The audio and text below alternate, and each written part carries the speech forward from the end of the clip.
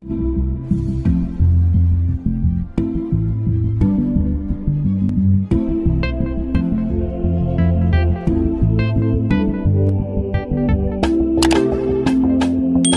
everyone, welcome back to Craigmash. If this is your first time, please go hit the subscribe button. Please go like the video, share the video with family and friends.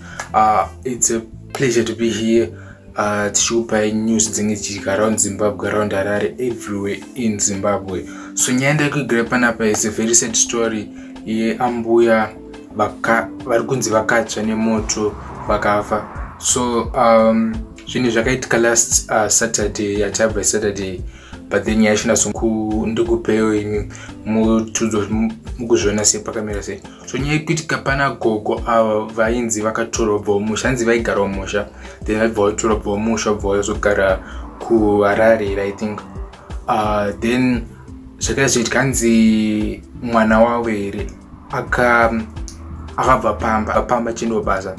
Then gogo vabva vasara moto vanhu vari kuti havasi kuziva kuti wakatanga nei moto wacho. They've no clue kuti moto wakatanga sei, but vari kuziva kuti moto wakangotanga from nowhere.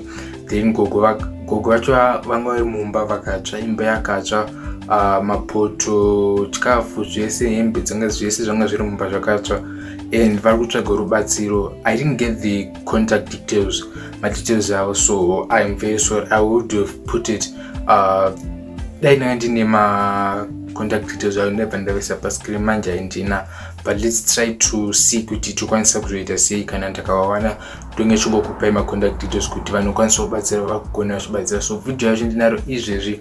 Make sure to subscribe kana wanga usino subscribe, turn on my post notifications because ndikuposta each and every day video racho iro njetisara munyasha tozokona pa video inotevera.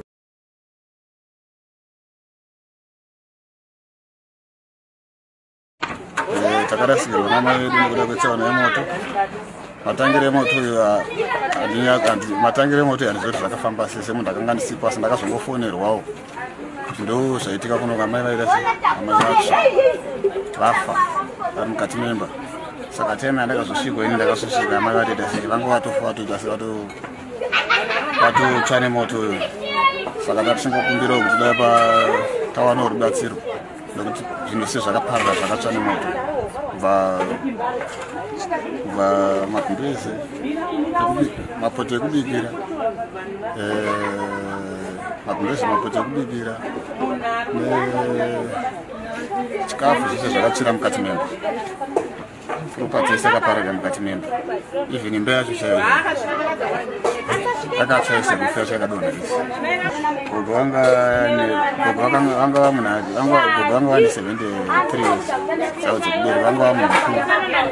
Gogo munhu aigara kumusha, saka vatora neurwere hwavanga vainahwo tichivarabisa vanga vachidzimbikana, asi kurabisa kwatakaita vanga varaiti zvavo, vanga vari kafu paurwere hwavanga vainahwo patakavatора kumusha. Ndofunga mwedzi umwe wavo wechi4 tichigara nawo musha kubhindura kumadziro. Tsaona yakazovewo zvayo, tsaunawo accident yakazongoitikawo, tsaona chinhu zvakazongoitika, sika tichigara nawo zvakanaka papasina dambudziko.